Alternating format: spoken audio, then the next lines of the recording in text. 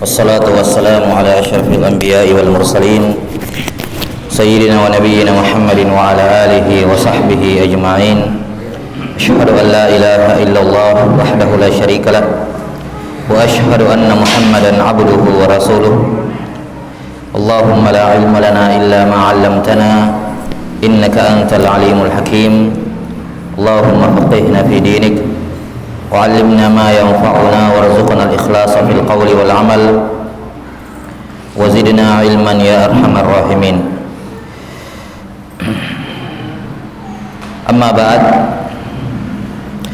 kembali kita lanjutkan penjelasan dari kitab Mukhtasar Siratin Nabi wa Ashabihil Asyarah karya Al-Hafidh Abdul Ghani Ibn Abdul Wahid Al-Maqdisi rahimahullah yang wafat tahun 600 Hijriah.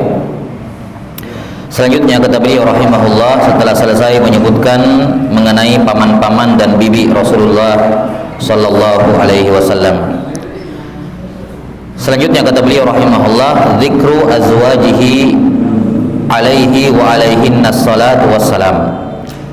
Penyebutan istri-istri beliau kepada beliau dan kepada mereka seluruhnya, yakni para istri Nabi as-salatu wassalam. Nah, ini pembahasan berikutnya berkenaan dengan istri-istri Nabi sallallahu alaihi wasallam. Di mana istri Nabi sallallahu alaihi wasallam ya yang sabit ya, yang syah disebutkan dalam riwayat itu ada 11 orang. Ada 11 orang. Di mana Nabi sallallahu alaihi wasallam menikah dengan mereka dan berhubungan dengan mereka, 11 orang.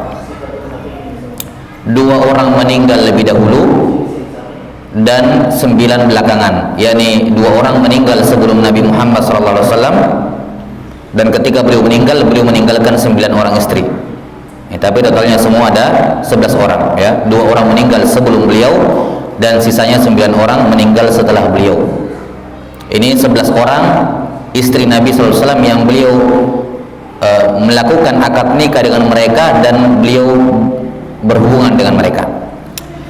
Kemudian Nabi sallallahu alaihi wasallam memiliki satu ummul walad. Ummul walad itu adalah budak yang melahirkan anak majikannya. Statusnya bukan sebagai istri, bukan istri, karena Nabi tidak pernah menikahi. Ya, Nabi sallallahu alaihi wasallam tidak pernah menikahinya, tapi dia seorang budak.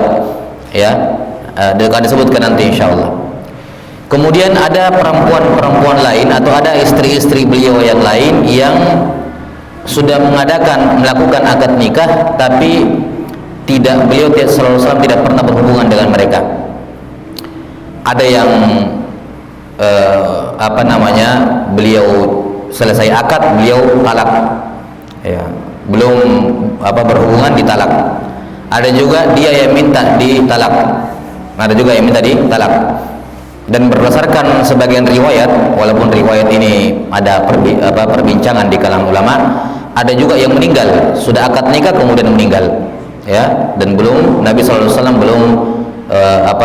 belum tinggal bersama dengan Nabi sallallahu alaihi wasallam. Jadi ini semua secara umum perempuan-perempuan yang ada di sekitar Nabi sallallahu alaihi wasallam, yakni pasangan beliau maksud saya. Ya. Yang masyhur tentunya kalau kita berbicara mengenai istri, ya, yang masyhur dibahas dalam buku-buku sirah adalah istri yang beliau melakukan akad nikah dengan mereka dan berhubungan dengan mereka. Ini totalnya ada 11 orang. Di sini penulis rahimahullah menyebutkan satu persatu, dimulai dari yang paling pertama. Kata beliau, wa awwalu man tazawwaja Rasulullah sallallahu alaihi wasallam Khadijah bintu Khuwailid ibni Asad ibni Abdul Uzza ibni Qusay ibni Kilab. Istri pertama beliau adalah Khadijah bintu Khuwailid, masyhur radhiyallahu taala anha.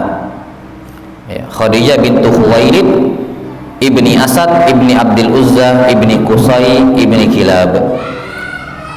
Tazawwajaha wa huwa ibnu 25 sanah. Beliau menikahi Khadijah ketika beliau berusia 25 tahun. Ini saya kira kisahnya masyhur ya. Kisahnya masyhur bahwa beliau menikahi Khadijah radhiyallahu anha pada usia 25 tahun. setelah sebelumnya beliau mudharib, ya, menjadi rekan bisnis dari Khadijah radhiyallahu taala anha, di mana Khadijah mengirim Nabi Muhammad SAW bersama dengan budaknya yang bernama Maisarah untuk berdagang ke Syam ketika itu, ya, kisahnya masyhur. Ya. Kemudian disebutkan oleh penulis rahimahullahu taala, wa baqiyat ma'ahu hatta ba'athahu Allahu azza wa jalla. Dan Khadijah terus-menerus menemani Nabi sallallahu alaihi wasallam sampai beliau diangkat menjadi nabi dan rasul. Fakanat lahu waziru sidqin, dan beliau menjadi pembantu, yakni rekan yang jujur dalam membela ataupun menemani Nabi sallallahu alaihi wasallam.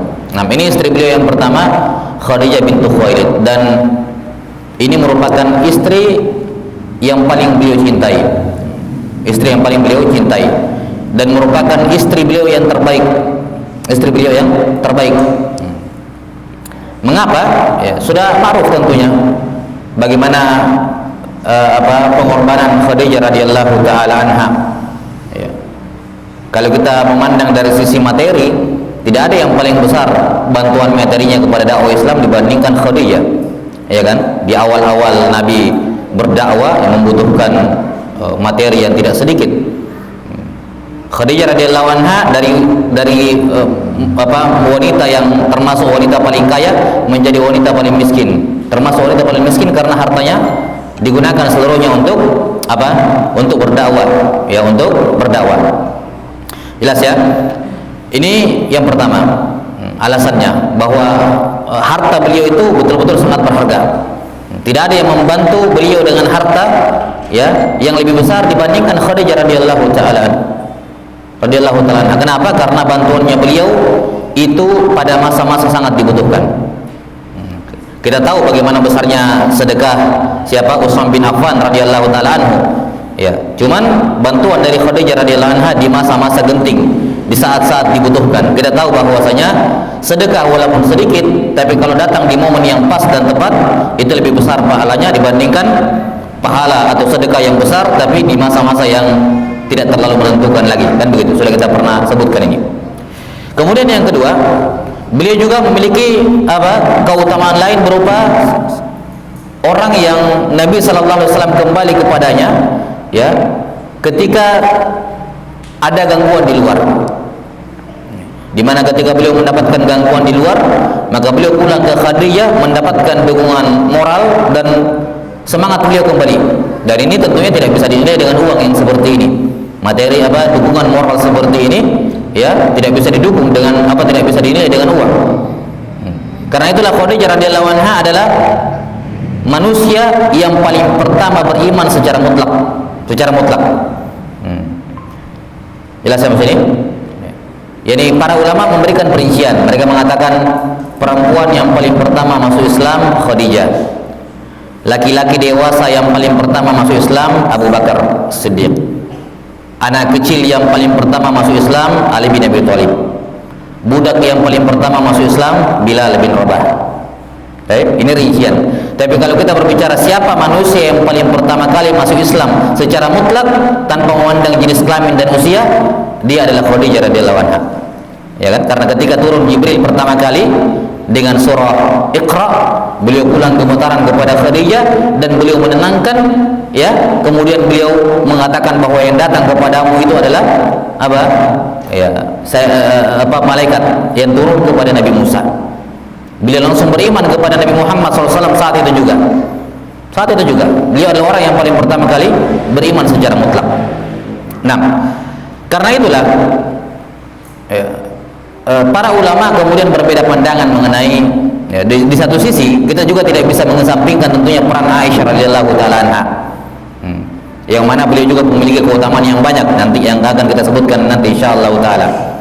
Ya, namun sebagian ulama mengatakan bahwa Khadijah merupakan istri beliau yang paling utama. Walaupun beliau tidak ikut menyebarkan agama melalui hadis-hadis Nabi, walaupun Khadijah tidak mendapati banyak turunnya syariat-syariat Islam, beliau tidak sempat dapati, ya kan? Perpindahan kiblat beliau nggak dapat, kewajiban zakat, kewajiban puasa beliau juga nggak dapat. Beliau meninggal di fase Mekah, sementara kebanyakan syariat turun di fase Madinah. Ya, banyak ajaran-ajaran Islam yang tidak didapati oleh Khadijah radhiyallahu anha. Bersamaan dengan itu, para ulama mengatakan beliau lebih utama dibandingkan ya di antara semua istri Nabi sallallahu alaihi wasallam. Kemudian di antara bukti yang menunjukkan bahwasanya beliau atau Khadijah merupakan istri yang paling beliau cintai adalah beliau tidak pernah menikah dengan perempuan manapun ketika bersama Khadijah. Berbeda ketika bersama Aisyah radhiyallahu anha. Ya, sampai sini. Ya, beliau tidak pernah menikah dengan siapapun, dengan perempuan manapun ketika bersama Khadijah. Nah, beliau sejak menikah dengan Khadijah radhiyallahu taala anha sampai beliau meninggal tidak ada perempuan lain yang menemani Khadijah radhiyallahu taala anha. Ini menunjukkan kedudukan beliau radhiyallahu taala anha di sisi Nabi sallallahu alaihi wasallam. Dan juga di antara keutamaan beliau bahwa semua putra dan putri Nabi Muhammad sallallahu alaihi wasallam itu berasal dari Khadijah. Ibunya adalah Khadijah, semuanya sebagaimana telah berlalu. Kecuali Ibrahim. Kecuali putra beliau yang terakhir yakni Ibrahim, ini adalah dari Ummul Walad. Ya, dari budak beliau radhiyallahu taala anha, Maria Al-Qibtiyah. Ya, ini beberapa keutamaan Khadijah radhiyallahu taala anha. Ada tentunya banyak sekali keutamaan-keutamaan lain. Disebutkan karena itulah suatu ketika Nabi sallallahu alaihi wasallam sedang berada di rumah Aisyah, datang perempuan atau saudaranya Khadijah bintu Khuwailid namanya Hala. Hala ini saudari atau bibinya Rasul Khadijah, saya lupa keluarganya, kalau nggak salah saudarinya. Ya, Hala bintu Khuwailid. Dan dia sangat mirip dengan Khadijah, ya, mirip dengan Khadijah, suaranya mirip. Maka ketika datang bertamu Hala ke rumah Nabi sallallahu alaihi wasallam, ketika itu sedang berada di rumah Aisyah, ya, ketika mendengarkan suaranya mengucapkan salam, beliau langsung bergegas berdiri. Ya, beliau mengatakan Allahumma Hala, ya Allah ini Hala datang, menunjukkan kecintaan beliau kepada Khadijah radhiyallahu anha, memperlakukan keluarganya. Ya, sampai-sampai Aisyah radhiyallahu taala anha cemburu karenanya dan mengatakan, demi Allah, ya, sungguh Allah Ta'ala telah menggantikan untukmu perempuan yang lebih baik dibandingkan dia. Yani maksudnya dirinya sendiri. Ya, kenapa lagi masih mengingat perempuan yang sudah meninggal? Ya, yang sudah meninggal. Allah sudah menggantikan kamu dengan yang lebih baik. Maksudnya dia, Aisyah radhiyallahu anha. Maka Nabi SAW mengatakan, tidak. Yani beliau menolak ucapannya Aisyah yang mengatakan bahwa dirinya lebih baik dibandingkan Khadijah. Ya, beliau menolak hal tersebut. Tapi kemudian disebutkan di sini beliau matat qabla al-hijrati bi salati sinina wa huwa asahhu al-aqwal. Wa qila qabla al-hijrati bi 5 sinin wa qila bi 4 sinin. Khadijah radhiyallahu taala anha meninggal, ya, disebutkan di sini 3 tahun sebelum hijrah. 3 tahun sebelum hijrah, ada yang mengatakan 4 tahun dan ada yang menyebutkan 5 tahun. Dan yang disebutkan di sini oleh beliau bahwa wahwal asah, pendapat yang paling kuat adalah beliau meninggal 3 tahun sebelum hijrah. Ya, 3 tahun sebelum hijrah. Ya, ini merupakan pendapat yang paling kuat di kalangan ulama. Berarti tahun keberapa? Tahun keberapa meninggal? Tahun ke-10, karena beliau di Mekah 13 tahun. Beliau di Makkah 13 tahun. Kalau dikatakan 3 tahun sebelum hijrah, berarti tahun ke-10 kenabian, bukan tahun ke-10 Hijriah, ya, tahun 10 kenabian. Jadi sejak beliau terutus di situ tahun pertama kenabian, sampai beliau hijrah ke Madinah di situ tahun 13 kenabian. Mulai berhijrah di situ baru dihitung tahun 1 Hijriah, tahun 2 Hijriah. Adapun dari beliau terutus sampai beliau hijrah ke Madinah itu dikatakan tahun, dihitung dengan tahun kenabian, tahun 1 kenabian, tahun 2 kenabian, ya. Beliau meninggal ini 3 tahun sebelum hijrah. Jadi belum masuk tahun Hijriah. Artinya apa? Tahun ke-10 kenabian. Tepatnya sebelum terjadinya Isra dan Mi'raj. Dan setelah boikot, ya, boikot yang dilancarkan oleh musyrikin Quraisy. Ya, di mana kisahnya disebutkan bahwa ketika kaum musyrikin Quraisy tidak bisa lagi membendung dakwah Nabi sallallahu alaihi wasallam, maka musyrikin Quraisy kemudian mengumpulkan semua melobi semua kabilah-kabilah Quraisy yang ada di ketika itu untuk sepakat memboikot Bani Hashim, keluarga besarnya Nabi SAW, Bani Hashim. Ya. Nah, di mana semuanya hampir semuanya hampir semuanya yang ada di kabilah di Mekah ketika itu semua sepakat kecuali Banu Al-Muttalib. Ya, ini keluarga besarnya dari jalurnya siapa? Ya, Abdul Muttalib. Nah, dari jalur Abdul Muttalib. Ya, ini dalam hal ini adalah Abu Talib ibn Abdul Muttalib. Nah, maka dua keluarga besar ini kemudian diboikot oleh kabilah-kabilah Quraisy, yakni keluarga besar Hashim dan keluarga besar Al-Muttalib. Di mana mereka semua ini kabilah-kabilah ini membuat suatu tulisan perjanjian. Ya, perjanjian bahwa mereka ini diboikot baik secara ekonomi maupun secara sosial. Tidak boleh ada yang membeli barang dagangan mereka dan tidak boleh ada yang menjual barang kepada mereka. Tidak boleh ada yang menikahkan perempuannya dengan laki-lakinya mereka, dan laki-laki mereka tidak boleh menikahi perempuan di luar. Ini boikot secara sosial dan ekonomi. Dan ini boikot berlangsung selama 3 tahun. Ya, berarti dari tahun ke-7 kenabian, tahun ke-7 kenabian mulai. Berlangsung 3 tahun. Itu bukan masa yang sebentar. Sehingga para sahabat yang diboikot ketika itu banyak yang kemudian kelaparan, mau ambil makanan dari mana? Dari yang mau jual. Dari yang mau jual makanan. Dia juga punya makanan dia mau jual dan mungkin disimpan lama-lama, ya kan? Dari juga yang mau beli. Sesama mereka juga kalau cuma berputar di mereka uangnya terbatas juga. Akhirnya kaum muslimin ketika keluarga besar Hashim dan Bani Al-Muttalib ini, ya, dan Bani Al-Muttalib tentunya Abu Talib sebagai pimpinan, kebanyakannya musyrikin. Cuman mereka membela Nabi SAW atas dasar keluarga. Ya, karena Abu Talib dengan bapaknya Nabi Abdullah saudara seibu, kan begitu. Jadi dibela atas dasar persaudaraan saja, walaupun mereka musyrik. Nah, maka ini memakan korban sampai sebagian sahabat ada yang meninggal karena kelaparan. Sampai ketika sudah 3 tahun ada lobby dari sebagian Bani Al-Muttalib atau Bani Hashim, saya nggak ingat kisah detailnya. Ya, jelas kemudian mereka mendatangi satu persatu kabilah tersebut. Mereka mendatangi kabilah mengatakan, kalian nggak lihat saudara kalian ini saudara sebangsa kalian, ya, masih dalam satu suku Quraisy. Kalian biarkan mereka meninggal kelaparan seperti itu, ya kan? Maka satu persatu kemudian mulai menarik boikotnya, dan kemudian mereka akhirnya sepakat untuk membatalkannya. Dan ketika mereka, karena surat perjanjian boikot mereka itu antara kabilah-kabilah yang membuat perjanjian itu digantung di dalam Ka'bah sebagai bentuk sakralnya ini perjanjian, tidak boleh mereka harus diboikot gitu.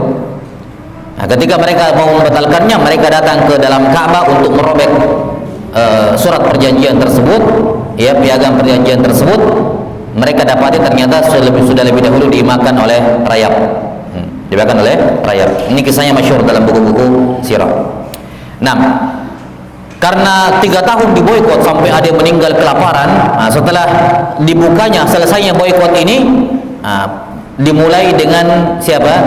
Meninggal Abu Talib yang pertama.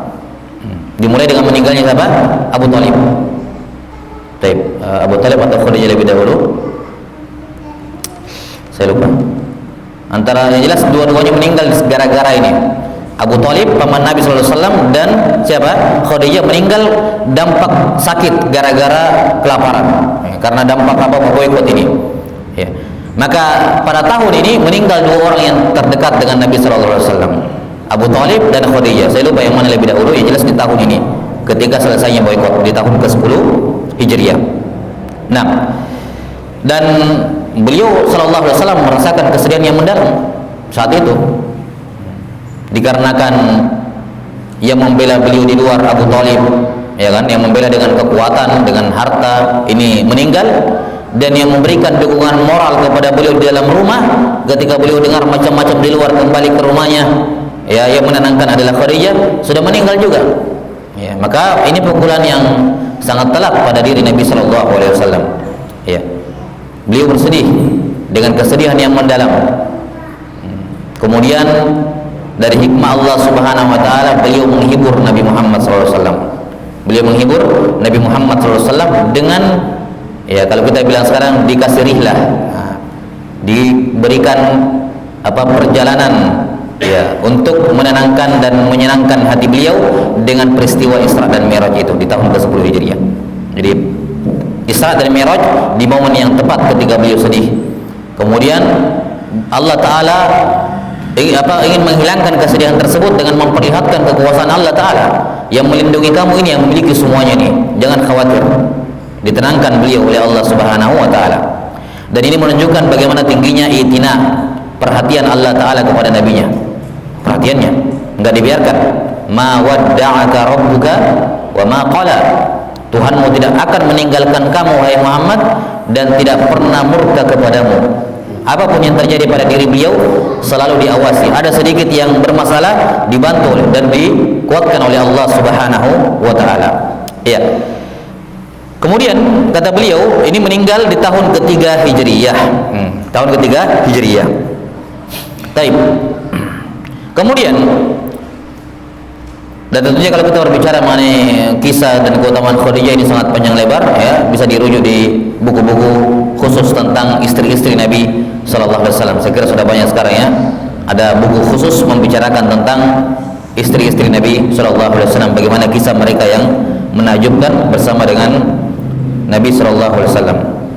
Kemudian istri beliau yang kedua, thumma tazawwaja Saudata bint Zam'ah ibni Qais ibni Abdi Syams ibni Abdi Wud ibn Nasr ibn Malik ibni Hisl ibni Amir ibn Lu'ay ba'da Khadijah bi Makkah qabla al-hijrah.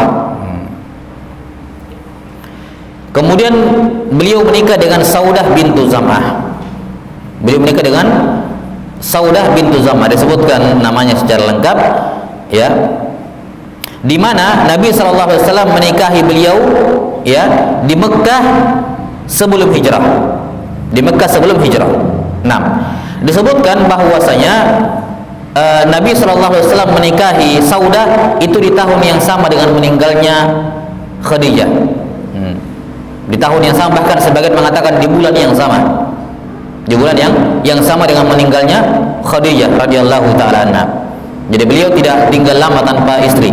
Setelah meninggalnya Khadijah, beliau menikah dengan siapa? Saudah bintu Zam'ah. Nah,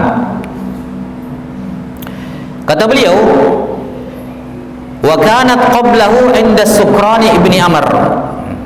Dia sebelumnya, yakni Saudah radhiyallahu anha, sebelumnya bersuamikan As-Sakran ibnu Amr, akhi Suhail ibni Amr, saudara dari Suhail ibni Amr. Wa kabirat indahu wa arada talaqaha fawahabat yawmaha li Aisyah fa amsakaha.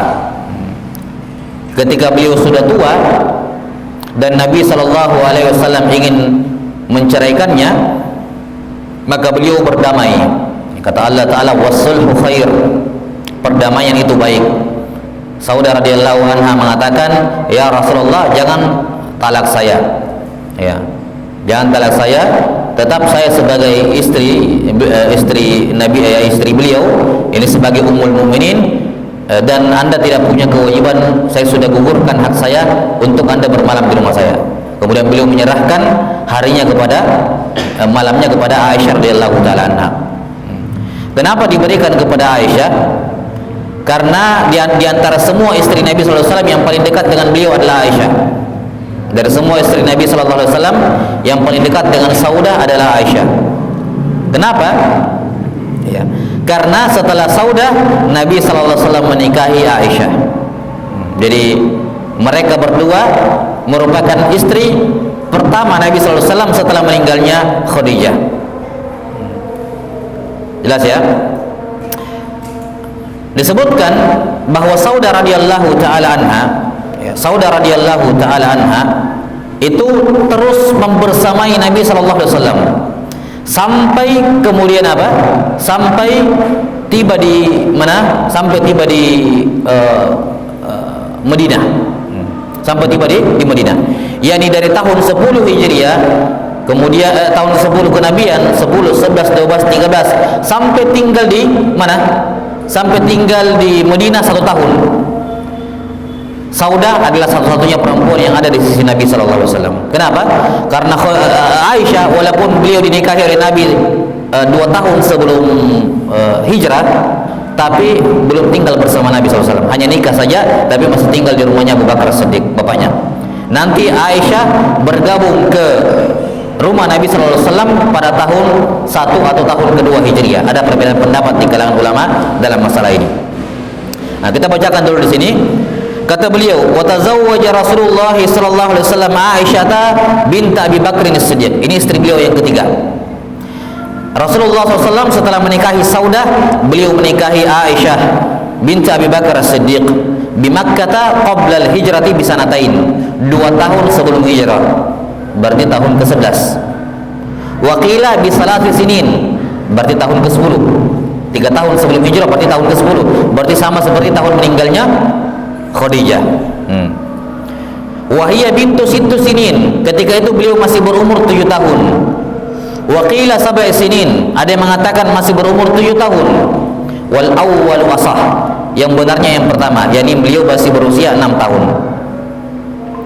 Wa bana biha ba'da al-hijrati bil Madinati wa hiya bintu 6 sinin ala ra'si 7 ashhur. Dan Aisyah baru tinggal bersama dengan Nabi sallallahu alaihi wasallam setelah hijrah ke Madinah ketika beliau sudah berumur 9 tahun. 9 tahun 7 bulan. Ya. Dan ada yang mengatakan ala ra'si 18 syahran. Ala ra'si 7 ashhur. Baik, ala ra'si 18 syahran. Baik. Jadi ada yang menyebutkan di tahun bukan maksudnya di sini. Jadi ada jadi Nabi sallallahu alaihi wasallam atau Aisyah tinggal bersama dengan Nabi sallallahu alaihi wasallam pada umur 9 tahun, yakni 7 bulan setelah hijrah. 7 bulan setelah hijrah berarti tahun pertama Hijriah. Ada yang mengatakan 18 bulan setelah hijrah, berarti sudah masuk tahun kedua Hijriah. Nah, ini yang saya katakan tadi ada perbedaan pendapat. Jadi maksudnya di sini bahwa Nabi sallallahu alaihi wasallam setelah Khadijah meninggal, beliau menikah pertama dengan Saudah bintu Zam'ah. Dan ada yang mengatakan dengan Aisyah dulu, karena ada yang mengatakan di tahun 10 Hijriah, mereka di bulan yang sama. Di bulan yang sama. Nah, kalau kita lihat tertibnya dari penulis, nampak bahwa Saudah dulu baru Khadijah. Ini kalau urutannya penulis. Saudah dulu. Setelah menikahi Saudah, menikah dengan Aisyah radhiyallahu taala anha di tahun yang sama, bagi yang memandang tahun 10 kenabian. Dan ada juga yang mengatakan tahun ke-11, berarti tahun depannya. Ya, beliau menikah dengan Saudah tahun 10 kenabian dan menikahi Aisyah tahun ke mana? Tahun ke-11-nya. Tahun ke-11. Tahun 11, tahun 1 Hijriah, tahun 2 Hijriah. Karena menikah umur 6 tahun, bergabung dengan Nabi umur 9 tahun. Berarti jeda antara akad nikah dengan Aisyah tinggal bersama Nabi 3 tahun, kan begitu. Bagi ulama yang mengatakan bahwa Nabi menikahi Aisyah pada tahun 10 kenabian, berarti mereka mengatakan dia bergabung dengan Nabi, masuk ke rumah Nabi tahun 1 Hijriah, karena kan 3 tahun. Bagi yang mengatakan Nabi menikahi akad nikah dengan Khadijah tahun 11 kenabian, ya kan, tahun 11 kenabian, berarti bergabungnya ke rumah Nabi pada tahun kedua Hijriah. Nah, gitu. Itu perbedaan pendapat dalam masalah ini. Karena jarak antara akad nikah dengan bergabungnya Nabi, bergabung bersama Nabi 3 tahun jaraknya. Dan secara umum beliau menikah 6 tahun. Ini pendapat yang paling benar. Taib. Nah, jadi mulai sejak meninggalnya Khadijah, satu-satunya perempuan yang terus tinggal bersama Nabi adalah Saudah. Karena Khadijah walaupun sudah akad nikah, belum tinggal bersama Nabi SAW. Mulai tahun 10, tahun 11, tahun 1 Hijriah, ya kan? Tahun 1 Hijriah, ini 3 tahun Saudah membersamai Nabi SAW.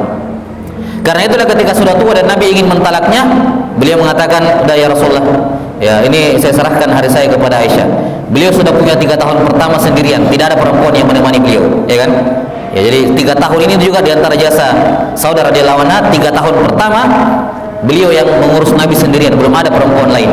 Saudah radhiyallahu taala anha. Iya. Kemudian disebutkan di sini bahwa Nabi sallallahu alaihi wasallam ya setelah menikah atau akad nikah dengan Khadijah dengan Aisyah radhiyallahu taala anha pada usia 6 tahun ya, nanti Aisyah radhiyallahu anha bergabung bersama Nabi sallallahu alaihi wasallam pada usia 9 tahun dengan perbedaan pendapat di kalangan ulama yang sudah kita sebutkan. Ya, ala kulli hal, sebagai kesimpulan di sini bahwasanya Saudah radhiyallahu taala anha merupakan istri pertama Nabi sallallahu alaihi wasallam setelah Khadijah, dan beliau sendirian mengurus Nabi sallallahu alaihi wasallam selama 3 tahun pertama setelah Khadijah meninggal, dan rumahnya beliau adalah rumah pertama yang dibangun di sekitar Masjid Nabawi. Ya, karena kalau Masjid Nabawi seperti ini, rumah istri Nabi di sekelilingnya. Nah, rumah istri yang pertama atau rumah pertama yang dibangun di Masjid Nabawi adalah Saudah, karena beliau yang ikut bersama dengan Nabi sallallahu alaihi wasallam hijrah ke Madinah. Ya, radhiyallahu taala anha. Tapi saya kira cukup dulu, ini 2 atau 3 istri yang pertama dari Nabi sallallahu alaihi wasallam. Insyaallah taala kita lanjutkan pada pertemuan berikutnya menjelaskan istri-istri beliau yang lain. Wallahu taala a'lam bissawab. Naktabi hadzal qadar wal ilmu indallah. Nasallallahu taala yu'allimana mimma yanfa'una wa yanfa'ana bima 'allamana. Innahu waliyyu dzalika wal qadiru alaih. Subhanakallahumma wa bihamdik, asyhadu an la ilaha illa anta, astaghfiruka wa atubu ilaik. Walhamdulillahirabbil alamin. Sallallahu ala nabiyyina Muhammadin wa ala alihi wa sahbihi wasallam. Assalamualaikum warahmatullahi wabarakatuh.